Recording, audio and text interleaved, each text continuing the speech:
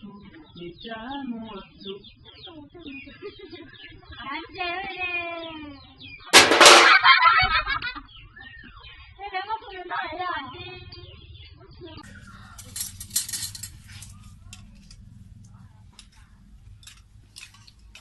又在拆玻璃。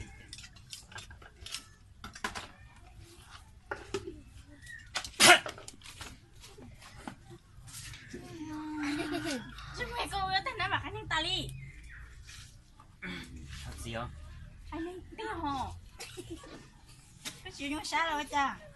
Đi Cô rồi ở tên này. nó mặc anh ta là có nó còn ta đó. Cũng nó con đau rồi sao? Có anh ta có nó còn ta đó. Do mà nó hết anh ta nó còn ta. Tao không có chán nô rồi. Có được cái. Tôi mua thật gì tôi kể cho các bạn cô này. Cho nó làm hay hay cái sao anh hồ. Ôi. Cuốn nó hay kia tôi kể cho các bạn này luôn à. Cứ biết chưa tao không ấy, cứ biết chưa tao theo. Yo, nhìn lần chơi cái kia yo, nó nè. Hả? Nó có thể của cha nó. Thì cũng làm cho nó đó. Cũng là làm cho nó. Con nông, cứ khi coi thế nãy phải kia nó nè, có chuyện nào của té có đó. Chứ lúc sẽ hỏi luôn xe nó có nổi cái chữ khác thì cho mà tôi dùa. Mình mua cái chứ. Làm có bây giờ chi nè. Chi.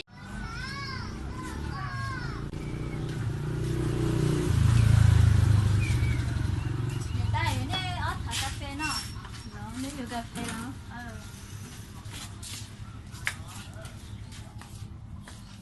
Nếu được thân nó ở đó.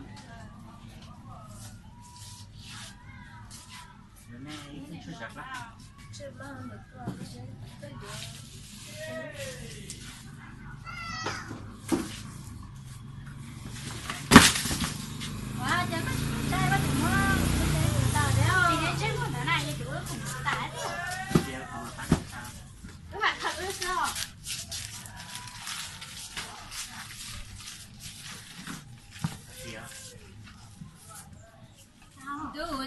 cái chú sáng chuyện tới nè. Chứ mà để nó ướt hết á hả? Giờ tôi hình thành là hành lướt thế chứ một con chờ vô lột nha. Ủa như không nổ sao? Có thể nữa, chỉ thể nữa. Có thể hò. Có thể hò. Cô linh tộc đồ của Linh này. Cô tôi bắt thuần thế đó. Cô chỉ có đi đo thế này. Cô nhà có tao đi no xưa. Có thể ơ, chỉ thể ơ, chỉ có thể ơ. Có thể nó lá trầu thế nào. Nó nổ đâu. Để tôi nói người. Hả cô? Đúng rồi này. Sao chưa? Nó chẹp hay đấy nha hồn đi. Mà cái nó cũng khâu xuống. Của đâu? Nó cũng thế tao chứ. Ba tuổi nhé này của cái Việt ta thì với tụi nó à. Ba tuổi nhé may may nó nè. Số mà. Đúng chưa? Nhờ. Cho con nhé. Nhờ. Còn những cái số nó nghe luôn chá à. Cho à, bỏ lỡ coi chê lại thì con nhé đau này chỉ cho lòng sửa xíu. Bỏ lỡ số nó số nó số. Chỉ do là sửa cho nó. Chứ nó nó chỉ có không mò là nó nè. Cho à. Có liệu. Ui, bố xí cho nó, cô chê, đi xí cũng như dâu thôi. Tao xí cho đấy à, xí thế cho bà xí luôn chả.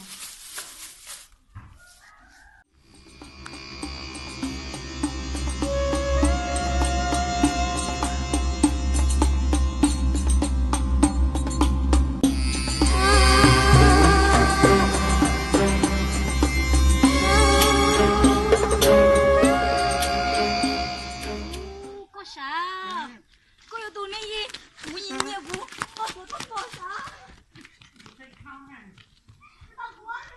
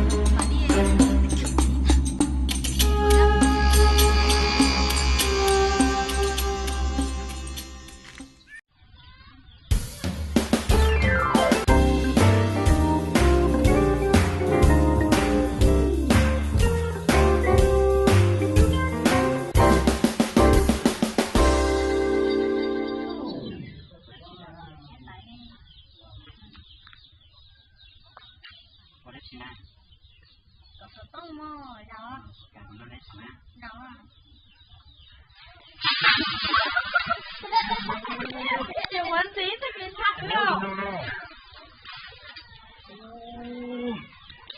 Mang cho mua mà đâu có ai có tiêu tiền.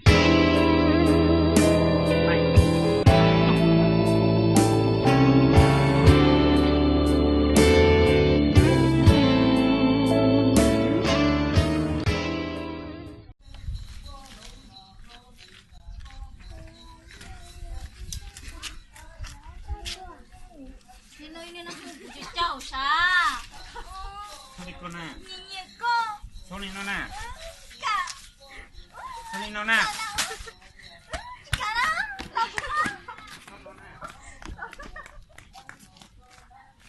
Dạ.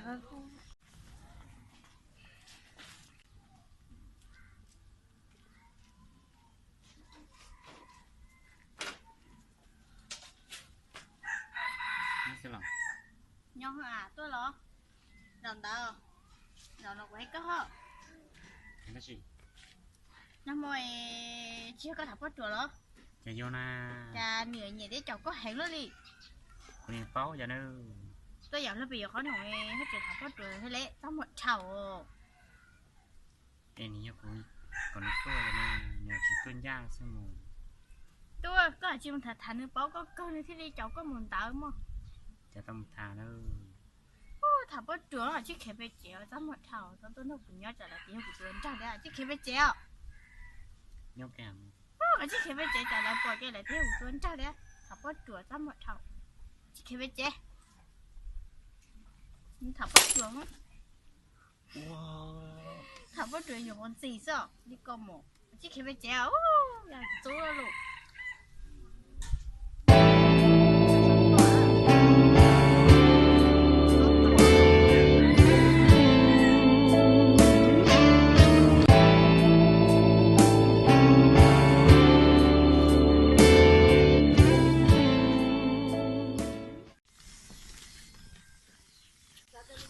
Wow, đúng không sáng.